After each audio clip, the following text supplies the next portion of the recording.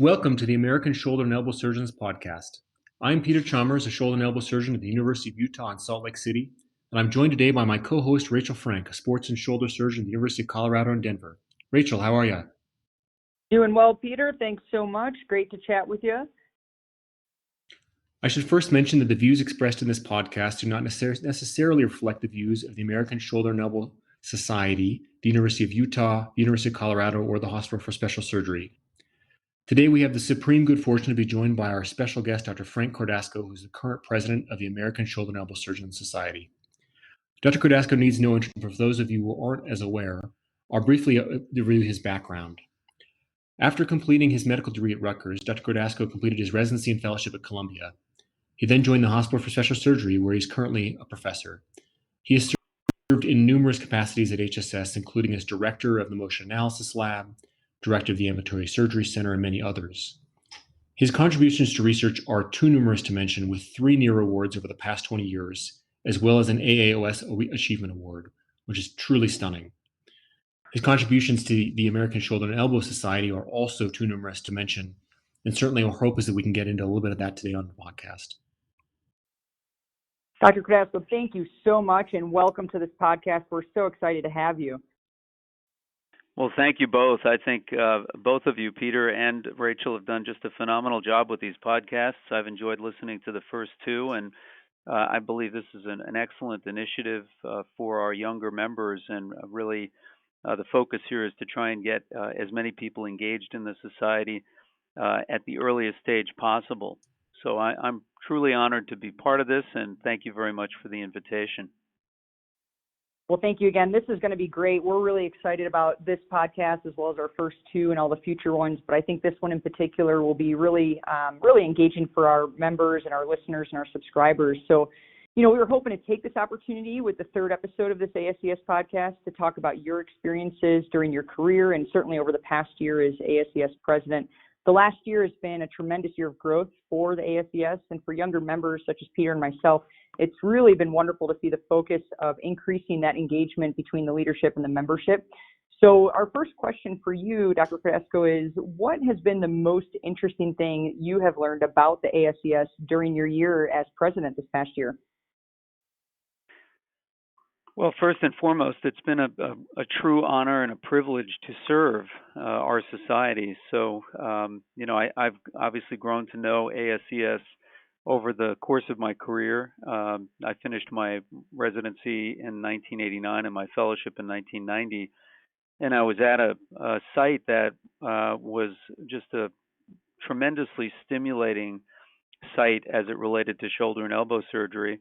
My mentors included past presidents, certainly founding president Dr. Neer, past president Lou Biliani, and a number of other really phenomenal shoulder surgeons at Columbia Presbyterian Medical Center at the time. And,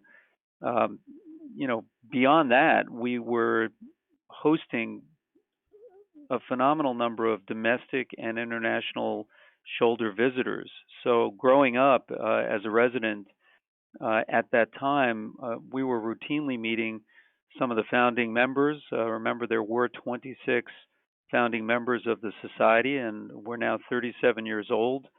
We're about to have our 38th annual meeting next month. And those founding members frequented Columbia Presbyterian because of Dr. Neer's presence and Dr. Biliani's presence and others, including Steve McElveen, Peter McCann, and a host of other younger members, future leaders. So my point was I met most of the founding members and additionally the initial group of presidents. So for example, the fourth president, Dr. Rockwood, the fifth president, Dr. Cofield, Dr. Hawkins, Dr. Matson, these were all frequent visitors, and these are all names that any of the listeners to this podcast will know just based upon their long traditions. So your question, Rachel, is what have I learned about the society this year? I think I've continuously been really not surprised because this goes back 30 years, but we are now surrounded by over 1,000 members of the American Shoulder and Elbow Surgeons this year. And each and every one of them has tremendous potential in my view. And I've been really graced to have a phenomenal number of thought leaders within the leadership realm of the society. So we obviously have an executive committee. We have a presidential line, but beyond that, we have chairs of multiple societies, each of whom is an international thought leader unto themselves. So if you think about your second podcast with Doctors Aboud and Navarro, they have tremendous experience in shoulder and elbow surgery, but more importantly, they have served our society and other societies throughout the course of their career. So it makes the president's role very easy, if you will, to really advance the society forward with respect to these various initiatives. So that's a rather long-winded answer to your question, but I think what I've found this year is that I'm just continuously impressed by all the members of our society from top to bottom, including members like the two of you who are really at the very beginning of what will be an outstanding career, and you have so many contributions moving forward that I know you will accomplish. So that's been the best part of my year. It's just been a lot of fun interacting with all of you. It sounds like it's been such an amazing experience. It's been a real banner year for the ASES, and I'm sure there's probably hard to pick, but what would you consider to be the proudest accomplishment of your year as ASES president? Well, there are many accomplishments, and I think it's if we just start with membership, and of course the second podcast kind of reviewed that. If we think back to when I was a member, so I became a member, and it was one of the proudest achievements of my career in 1996. So I'd finished my fellowship in 1990, and at that time the membership criteria were such that one had to pass their boards, so that required 2 years of practice, then become an American Academy of Orthopedic Surgeons fellow, and that required an additional 2 years. So you were already 4 years into your practice. And then there was the concept of demonstrating that you had the ability to produce research separate from the work that you had performed as a fellow. So that, by definition, required another year or two of practice before you could get those items published. So essentially 6 years of my career had taken place before I was eligible to become a member. And then the other restriction, which had been established during Dr. Rockwood's tenure as president and was part of the membership criteria dating back to 1987, was that only 5 associate members could be chosen per year. So there was a cap per year. So in 1996, I joined 4 other associate members, and they included Robert Hollinshead, who went on to become president of the Canadian Orthopedic Association, George McCluskey, who was my co-fellow and went on to become and serve as secretary-treasurer of ASES, and became a CEO of a hospital in Georgia and has been very engaged over the course of his career. Tony Miniacci, who is now about to become chairman of the ASES Foundation, and Jerry Williams, who, of course, served as past president of ASES and past president of the Academy. So I was joining a class of associate members that I was obviously very proud to be part of, but there were only 5 of us. And this year we have admitted another 155 members to our society. And that, to me, is critically important for the society. And that isn't something that I accomplished myself. Obviously, this is part of the presidential line in our the last really 7 or 8 years, where we've included a candidate membership category. And then this year, in December of 2018, the active membership voted in favor of beginning a fellow member category, which essentially allows PGY4s, 5s, and fellows to apply for the fellow membership category as soon as they've matched a fellowship, either in shoulder and elbow surgery, sports medicine, or hand surgery, in which they have 2 active members of ASES as faculty. So this year we have a new membership category of 70 fellow members that are joining ASES, that have joined and are eligible to attend the meeting in October. So that's a far cry from where we were in 1996. And I think growth is critically important. Subspecialty society growth, I think in general, has been a controversial topic, not just with ASES, but across all subspecialty societies. And, we certainly debated that concept since the year 2000 when Dr. Mori was president. We attempted to expand, meaning he and the presidential line at the time attempted to expand membership, and unfortunately the active membership voted against that. And then 10 years later, Dr. Williams, Jerry Williams, attempted to do the same thing, and unfortunately, again, the active membership declined to accept that expansion. And finally, it wasn't until Dr. Mallon, Bill Mallon, was able to get the candidate membership category through in 2015. And since then, we've seen extensive growth, including this year's fellow member category, so that we now have over 1,000 members in the society, and over 350 are at the fellow and candidate membership categories. So 35% of our society now is really represented by young people, and we think that's critically important and is really the lifeblood of the organization moving forward. So that's very exciting. And then I think the other components to this are related to engagement. So we recognize that while we have all of these bright young members now engaged in our society, we need to keep them in our society, because the reality is the associate member category criteria for advancement hasn't changed. So it's still a pretty steep bar. So we at the leadership level, and having undergone a 5-year strategic plan process, which took place this year as well, which we can touch on perhaps as we move forward. As part of that, one of our focus points is to make sure that every member that gets admitted stays within the society, because we really don't want to see attrition at that 5-year mark. So I think I'll stop there. There's more to say, but I'd like to hear more of your questions, and they may touch on some of the other things that I would say otherwise. That's certainly one heck of a group of surgeons to become members of the ASES with. I'm not sure I'd like to be applying with that group at that time. So I'm glad the ASES has changed the ability for younger members to be able to get in and get engaged.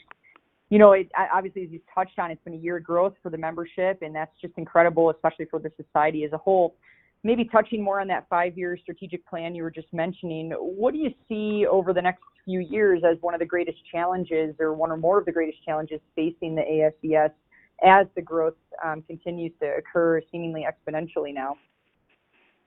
Well, I'll touch on the strategic plan process, because it really began earlier in 2018, and essentially it was a several-month process in which we had stakeholders, both from inside and outside of our society, that is presidents of other subspecialty societies, leadership within our technology partner group, as well as multiple layers of members within our own society. So we really approached this from a very large standpoint to really get as much input as we possibly could. And in the end, we met for 2 days in Chicago in April as part of a retreat, and there were a number of us, and we can certainly, those names are available on the website. But essentially, we put together 4 goals as part of our 5-year strategic plan, which really runs from 2020 to 2024. And the first goal is really advocacy, and it's to advocate for high-quality care and promote the specialty. The second goal is to enhance the member experience, which gets back to some of the things I just touched on as it relates to our younger members. The third goal is advancing knowledge through education and research. And the fourth goal is to ensure society effectiveness and sustainability. And with respect to each of those goals, there are then many strategies and initiatives that relate to various committees within our society, And I'll just touch on the member experience one because I think it's relevant to what we just discussed as it relates to one of the challenges. So, I think we just talked about how wonderful it is to grow the society and all the reasons to do so, opening the society to younger members who are the future, maintaining leverage within the context of a larger society such as the academy, and then maintaining relevance within our profession of orthopedics, within the profession of medicine at large, and within our society at large, namely patients, payers, the government, et cetera. So those are the advantages. The other components that are sometimes concerning really relate to the challenges with rapid growth. And so the challenges with rapid growth really are multiple, but one relates to engagement specifically as it relates to all these young members. So as one of these strategic missions, we're really attempting to focus our approach on enhancing the membership experience within that group. So how do we do that? Well, there are a number of ways to do that, and it starts at the beginning. So we want to essentially develop mentor-mentee relationships with young members. We want to incorporate young members within the committee structure, and that's being done. That was done last year. As you may know, the president-elect serves as the chairman of the Committee on Committees. So last year when I was president-elect, we attempted to get as many junior candidate members at the time on committees as possible. And this year, I know that Bill Levine has done the same thing as president-elect and chairman of that Committee on Committees. We've obviously established a candidate and fellow member symposium now at the annual meeting. So this October, we will have a full session on Saturday afternoon where I can assure you all the leaders of our society will be present, and we're excited for that symposium. We've also provided a role within the ASES meeting abstract review process, and we've required participation in JSES manuscript review, and we believe all of these things will help to engage young members and therefore retain them as members within the society. We've also established, obviously as part of the website, a candidate corner, and these podcasts that the two of you have so phenomenally handled are going to be part of that. So I think we've really done quite a bit on that end in terms of enhancing the experience for young people. It's truly incredible to hear about the process and the planning and all that goes into it. I certainly am confident we're going to see all that come to fruition. One of the things that you mentioned was engagement with young members, and I think one thing that a lot of young members care about is, if you could go back and do it again, what would you do differently? So what advice would you give to young shoulder and elbow surgeons as they start their careers? And I'm especially interested as we expand our society to include hand fellows and sports fellows. What advice would you give to those in those fellowships that have a particular interest in shoulder and elbow? Yeah, I think that's a critically important question, Peter, because when I started out in this field, when I grew up, so to speak, within shoulder and elbow, it was a brand new field, if you will. It's kind of like hip arthroscopy has been over the last 10 to 15 years. Well, 30 years ago, shoulder and elbow was really just breaking out, so to speak. And remember that our society was founded in 1982, and the first shoulder fellowships really developed shortly thereafter. So it was very stimulating, and it was a wide open field. And so my point is the fund of knowledge has increased tremendously. And when you think about the breadth of shoulder and elbow topics within the umbrella of the American Shoulder and Elbow Surgeons, I think my advice to young people is come up with a strategic plan of your own. Think about what you're most passionate about as it relates to pathology and also patients. So what types of patients do you really like to take care of? What types of pathologies really stimulate and interest you?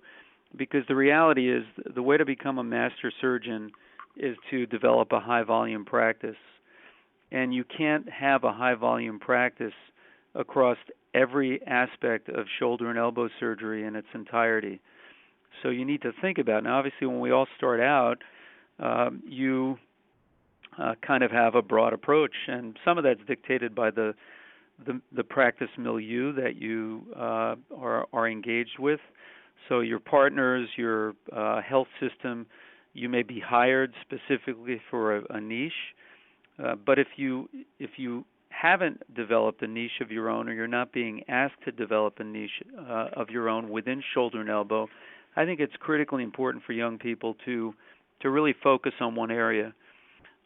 You're not going to develop a high volume revision arthroplasty practice and develop a high volume complex reconstructive elbow practice and a high volume UCL baseball elbow practice all together. So you kind of have to pick what you're most interested in, and that's the way you'll become a master surgeon, and that's the way you'll become a thought leader within our field as it stands now. It's critically important, I believe, for subspecialization within the subspecialty of shoulder and elbow surgery. And that may sound, when you're starting out, you want to do everything, obviously. But I think you have to project forward and think about where you'll be 10, 15, 20 years from now, and what people will think of when they hear Peter Chalmers' name or Rachel Frank's name as it relates to a niche within our niche, if you will. So I think that would be my strongest advice. And you have to be happy with your career and with your patient population and the pathology that you're taking care of. You really want to. That's the way you will become someone who will have a recognizable name as it relates to your work product, if you will, and your research line. And the final point I'll make is you can't become a master surgeon or a thought leader by publishing 50 systematic reviews.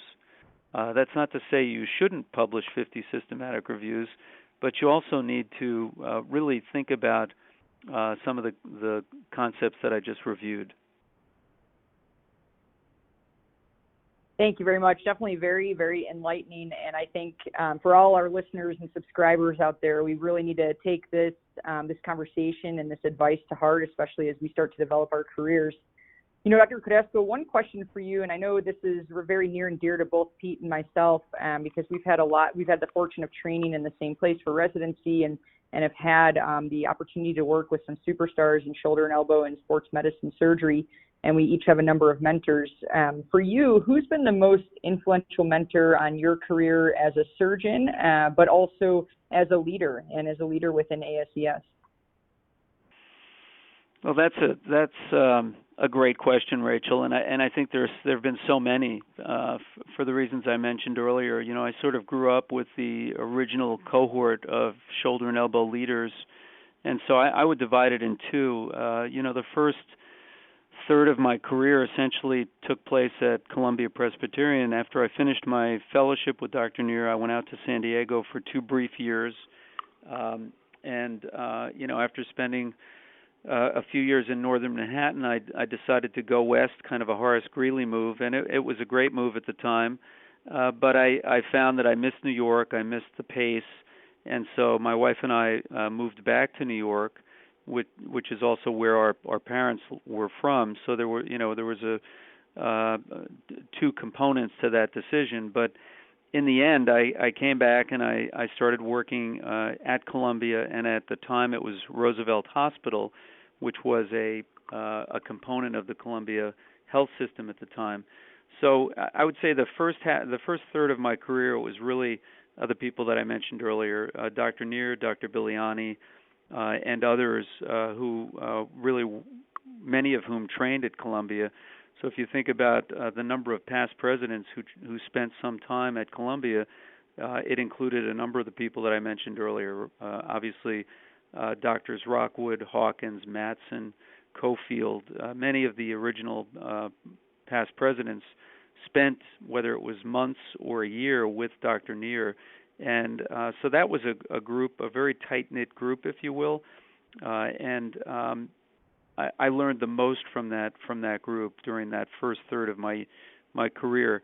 Then I had the great fortune to be recruited to HSS, and I've spent the last 20 years there. And Dr. Warren, Russ Warren, has been a phenomenal leader and mentor of that facility, along with many other members of our society. So we can go through the list. There are at least 10 or 12 of my colleagues from HSS who are members of ASES. And when I chaired the membership committee in 2005, a number of those individuals, I should say, became members of ASES. So I'd say that those two groups, kind of where I grew up and then where I've matured, if you will, within shoulder and elbow and sports medicine, those are the people that I would highlight. And I'd like to just say that we have such an exciting group of people that we're surrounded by within our society. The two of you are at great facilities, great centers, and you can just look anywhere in North America and identify people that we all see at annual meetings, at other subspecialty society meetings that we respect and that we really enjoy spending time with. It really is more of a big family, and there's a lot of friendships that develop over the course of one's career. So I think that's tremendously exciting. And getting back to advice for young members, the key is enthusiasm. Be excited about what you're doing, and that's why I tried to focus a little bit on the part that's most exciting. We love to take care of people, and that's the beauty of medicine. So identify those populations that you really like to take care of, and you'll find success in your career and success with your career trajectory. It's really it's awesome advice about enthusiasm. There's certainly it's difficult to find the number of hours a day to pursue everything you might be interested in. What inspired you to what provided you with the enthusiasm to pursue leadership within the ASES as something that you were going to do?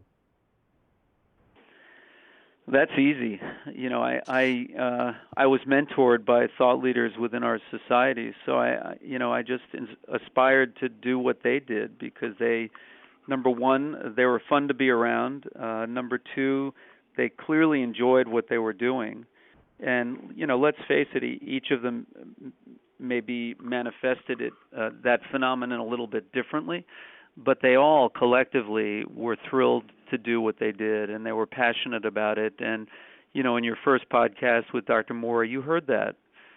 Here's a past president of ASES, past president of the Academy, and here he is, so enthusiastic about what he continues to do. And there's so many examples of that within our society. So, I would say the short answer, Peter, is I was surrounded by leadership, and it kind of rubbed off. I'm just I've been very, very lucky in my career, and I benefited from all the people that taught me and that mentored me along the road. So I think, again, highlighting that component of our society, the mentorship component, and making sure that young people understand that the people who are in leadership really enjoy interacting with young people. That's what keeps us all stimulated and challenged in life. And so they would love to hear from you all. And I think that's a critically important part. Don't sit in the back of the room. Go up and introduce yourself to people. Next month we're having a founders symposium at our annual meeting, and that's an opportunity for people to come up and meet with some of the founding members of our society if you haven't done so already. All right. Well, Dr. Cordasco, on a little bit of a lighter note, Pete and I were just wondering when we were thinking about this podcast and what we wanted to ask you, we were wondering if you could go to dinner with any three people, dead or alive, who would they be and why? And then where in New York City would you go to dinner with these three people? Oh, that's a great question, Rachel. So do those three people have to be limited to shoulder and elbow surgeons, or could they be anybody? No, they can even be lowly knee surgeons. No, they can be anyone. We're just curious as to who you might like to have dinner with. Well, why don't we? That's a good thought. I have to think about it for a moment, but I think for the benefit of this podcast, I'll probably limit it to ASES members and perhaps shoulder and elbow surgeons from around the world as well. I just returned from the annual closed meeting of CESIC, which was in Copenhagen this year, and we've been focusing on the American shoulder and elbow surgeons during this conversation, but I think it's important to remember that there have been international thought leaders as well, and obviously we've benefited from all of them. There's a lot of cross-pollination that occurs globally, and I'll just digress for a moment along those lines. Dr. Neer, when I was at Columbia, would have one domestic fellow and one international fellow each year. So there were two fellows. One was from obviously North America and the other from somewhere around the world. And the interesting thing was, and again, this was at the time when shoulder and elbow surgery was just breaking out, so to speak. And when I look back on the members who were the international fellows, there were people like Fukuda, Asvandra Lesh, Anthony Brown, and they went on to become presidents of their respective shoulder and elbow societies, whether it was in South America, Japan, Europe, and it was a very interesting component of Neer's approach. He really wanted to spread the knowledge, and so did the other thought leaders at the time. So whether it was Dr. Rockwood, Dr. Cofield, Dr. Hawkins, Dr. Matson, they all had international fellows. So getting back to your question, I would say that the people that would be really interesting to talk with from my standpoint would be some of the early shoulder and elbow surgeons, not just in the States but in Europe. So I'm thinking Laterger, who obviously published his paper in 1954. That would be an outstanding example of someone to really sit down with and talk with. I would say the other person would be Carter Rowe. I never had a chance to meet him. He was the second president of the American Shoulder and Elbow Surgeons. So if you think about ASES, I think it's again gets back to this large tent of shoulder and elbow people. So if you look at our first three presidents, and I'm sure if I asked the two of you offline, you could tell me immediately who those first three presidents were. But obviously, Dr. Neer was the founding president. Carter Rowe was the second president, and Frank Jobe was the third president. So when you think about sports, shoulder and elbow, Carter Rowe, the original description of the Bankart as the essential lesion, and obviously Dr. Jobe with Tommy John surgery and everything else that he contributed with respect to the throwing shoulder and the throwing elbow. So obviously I did have a chance to meet Dr. Jobe, and that was wonderful. I always enjoyed the messages he gave to young people at the time. But Carter Rowe is one that I didn't have a chance to meet, and I would have liked to meet him. So that's two. You asked me for a third. We haven't gotten to the restaurant yet. So a third person might in fact be Bristow for the reasons that I mentioned earlier. Again, a thought leader, didn't publish the paper himself. It actually took a physician named Helfet, who was actually David Helfet's father. David's one of my colleagues at HSS, to actually publish that paper. So those are three shoulder surgeons that I would have liked to have spent some time with. And then the question of where to have dinner in New York. And I wish I could tell you that I get out a lot in New York, but I really don't. I would say that I've always liked La Bernardine, which is a wonderful seafood restaurant in Manhattan. But there are many other wonderful places to go. The Union Square Cafe is phenomenal. I'll leave it at that. Other questions? I can't tell you how much I appreciate this. It's been just an amazing opportunity for us, and hopefully it will be an amazing opportunity for our listeners to hear your thoughts. Well, it's been my pleasure, and again, Peter and Rachel, I thank you both very much for really spearheading and quarterbacking this initiative. I think it's been a lot of fun for me to listen to the first two. I hope that this third one is as interesting to listen to, but I'm looking forward to the next a bunch as well. So thank you very much for everything you do for the society. We're proud to have you as part of the American Shoulder and Elbow Surgeons, and